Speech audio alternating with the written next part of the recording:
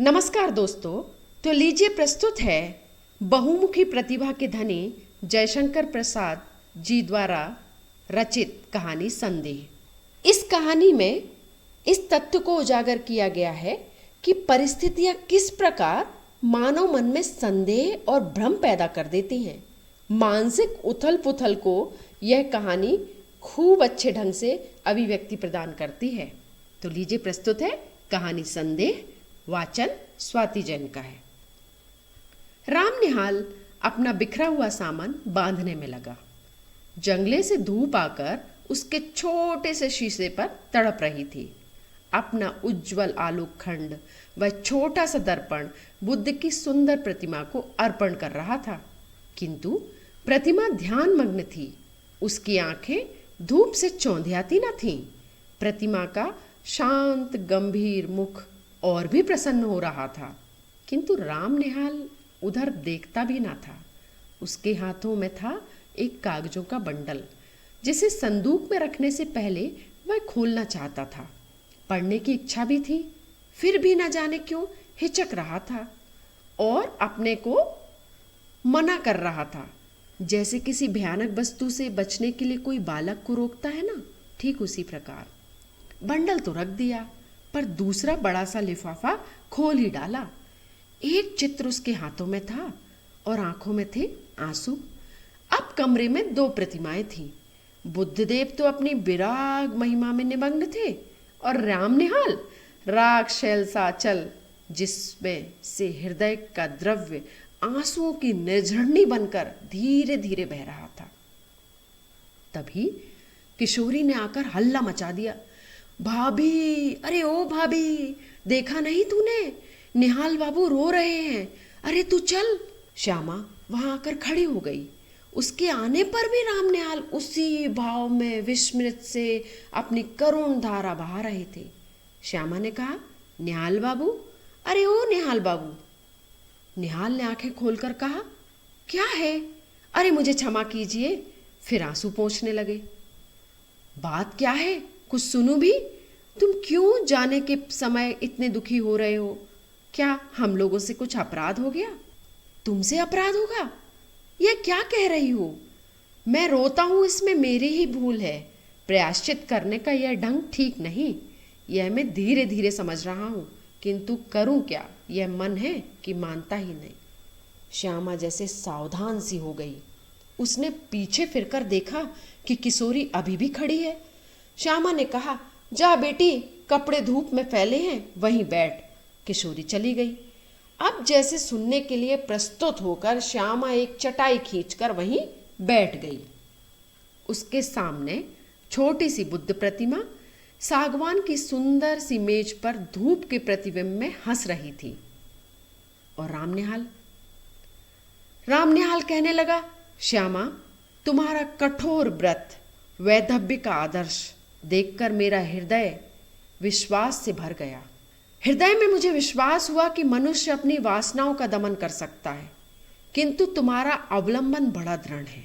तुम्हारे सामने बालकों का झुंड हंसता, खेलता, लड़ता और झगड़ता है, और तुमने जैसे बहुत सी देव प्रतिमाएं श्रृंगार से सजाकर हृदय की कोठरी को मंदिर सा बना दिया है, किंतु मुझको वह कहाँ मिलता है।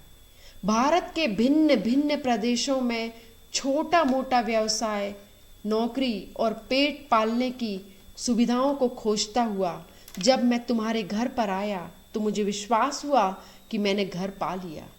हाँ, मैंने घर पा लिया। मैं जब से संसार को जानने लगा तभी से मैं गृहहीन था।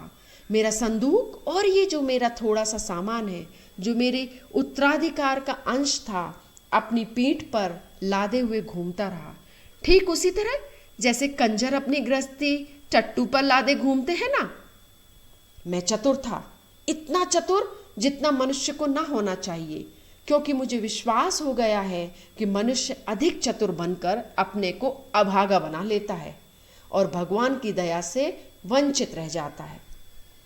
मेरी महत्वाकांक्षाएं, मेरे उन्नतशील विचार मुझे बराबर दौड़ाते रहे। मैं अपनी कुशलता से अपने भाग्य को धोखा ही देता रहा।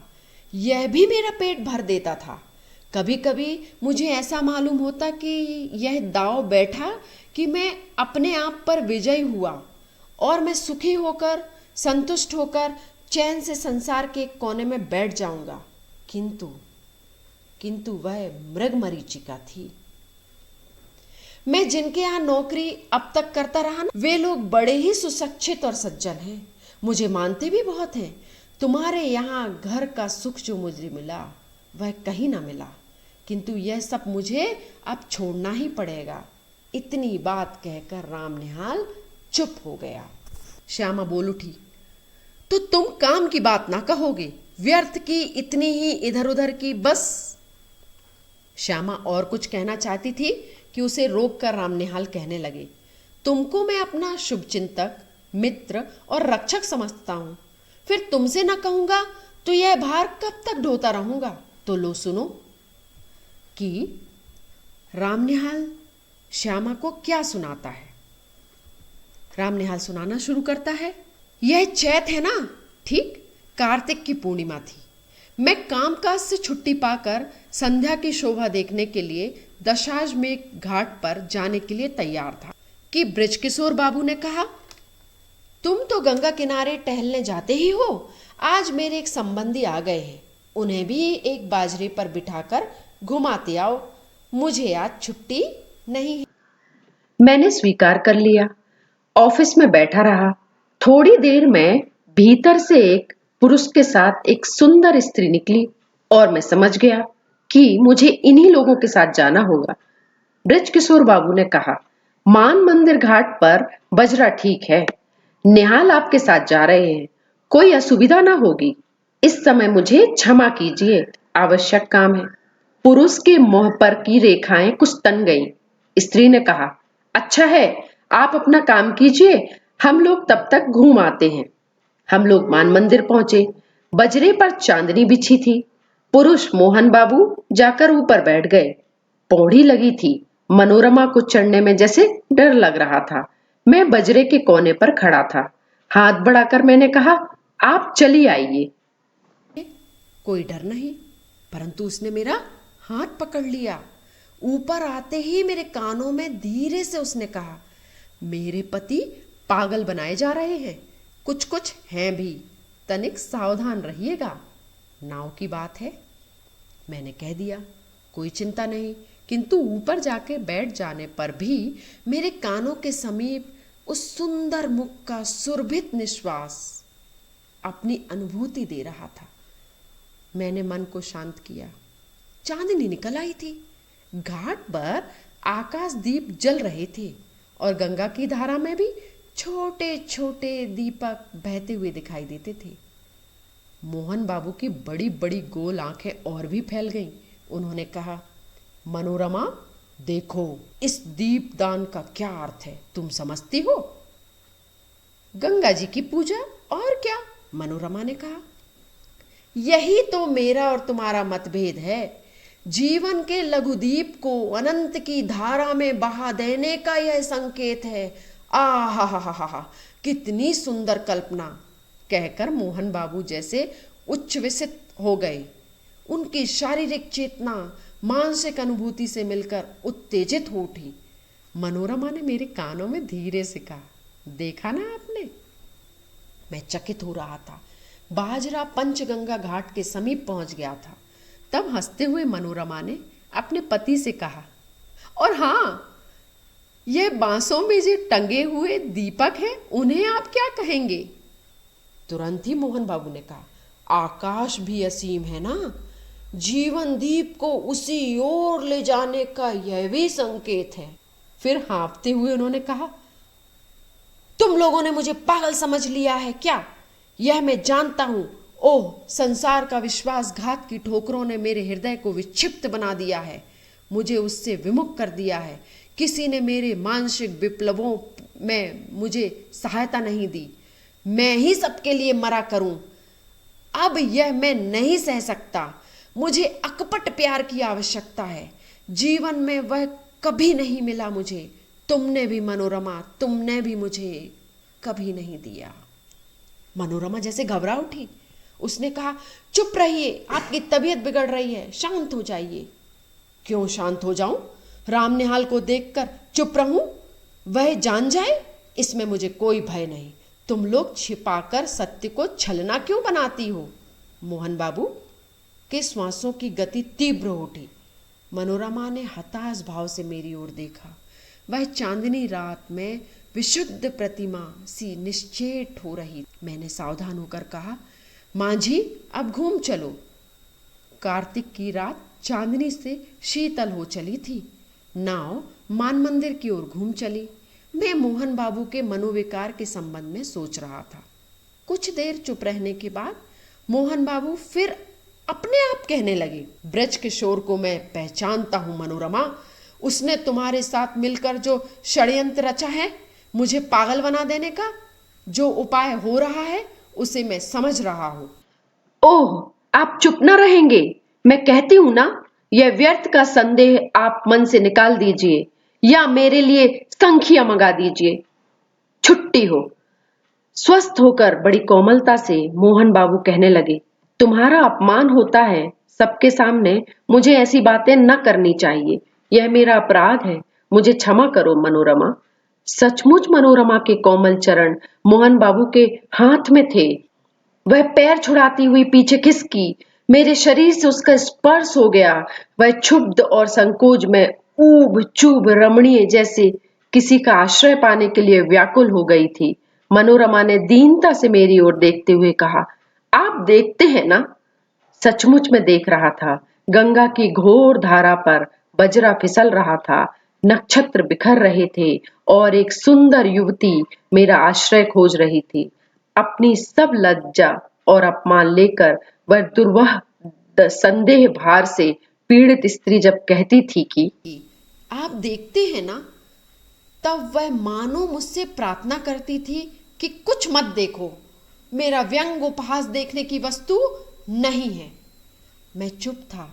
घाट पर बाजरा लगा। फिर वह युवती मेरा हाथ पकड़कर पौड़ी पर से संभलती हुई उतरी और मैंने एक बार न जाने क्यों घृष्टता से मन में सोचा कि मैं धन्य हूं। मोहन बाबू ऊपर चढ़ने लगे। मैं मनोरमा के पीछे पीछे था, अपने पर भारी बोझ डालकर धीरे धीरे सीढ़ियों पर चढ़ रहा था। उसने धीरे से मुझसे कहा, राम निहाल जी, मेरी विपत्ति में आप सहायता न कीजिए। मैं अवाक था। श्यामा ने एक गहरी दृष्टि से राम निहाल को देखा। वह चुप हो गया। श्यामा ने आज्ञा भरे स्वर में कहा, आगे और भी कुछ है या बस? जैसे कि श्यामा चाहती थी कि राम निहाल कहता रहे और वह उसे सुनती रहे।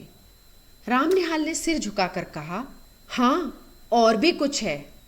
तो अब ये कहानी एक नया मोड़ लेती है। श्यामा कहती है, हाँ कहो और क्या है? कहता हुआ मुझे धीरे धीरे मालूम हुआ कि बृजकिशोर बाबू यह चाहते हैं कि मोहनलाल अदालत से पागल मान लिया जाए और बृजकिशोर उसकी संपत्ति के प्रबंधक बना दिए जाएं, क्योंकि वे ही मोहनलाल के निकट संबंधी थे। भगवान जाने इसमें क्या रहस्य है, किंतु संसार तो दूसरे को मूर्ख बनाने के व्यवसाय पर चल रहा है। मोहन अपने संदेह के कारण पूरा पागल बन गया है। तुम जो यह चिट्ठियों का बंडल देख रही हो ना मनोरमा, का है। राम निहाल फिर चुप हो गया। श्यामा ने फिर तीखी दृष्टि से उसकी ओर देखा।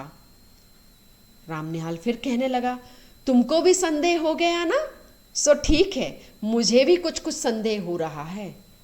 मनोरमा क्यों मुझे इस समय बुला रही है? श्यामा, मैं समझ नहीं पा रहा हूं कि मनोरमा बार बार मुझे क्यों बुला रही है।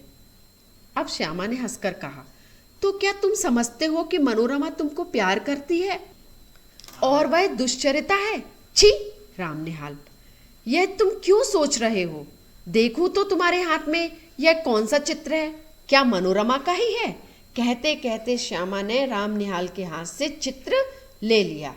उसने आश्चर्य भरे स्वर में कहा, अरे यह तो मेरा ही है। तो क्या तुम मुझसे प्रेम करने का लड़कपन करते हो? यह अच्छी फांसी लगी है तुमको। मनोरमा तुमको प्यार करती है और तुम मुझे। मन के विनोद के लिए तुमने अच्छा साधन जुटाया है। तभी कायरों की तरह यहाँ से बोरिया बांधना लेकर भागने की तैयारी कर ली है तुमने। राम निहाल हत बुद्धि अपराधी सा श्यामा को देखने लगा, जैसे उसे कहीं भागने की राह ना हो। श्यामा दृढ़ स्वर में कहने लगी, निहाल बाबू, प्यार करना बड़ा कठिन है। तुम इस खेल को नहीं जानते, इसके चक्कर में पड़ना भी मत। हाँ, एक दुखियारी स्त्री तुमको अपनी सहायता के लिए बुला रही है, सो तुम चले जाओ, उसकी सहायता करके लौट आना। तुम्हारा सामान यहीं रहेगा, तुमको अभी यहीं रहना होगा, समझे? अभी तुमको मेरी संरक्षकता की आवश्यकता है।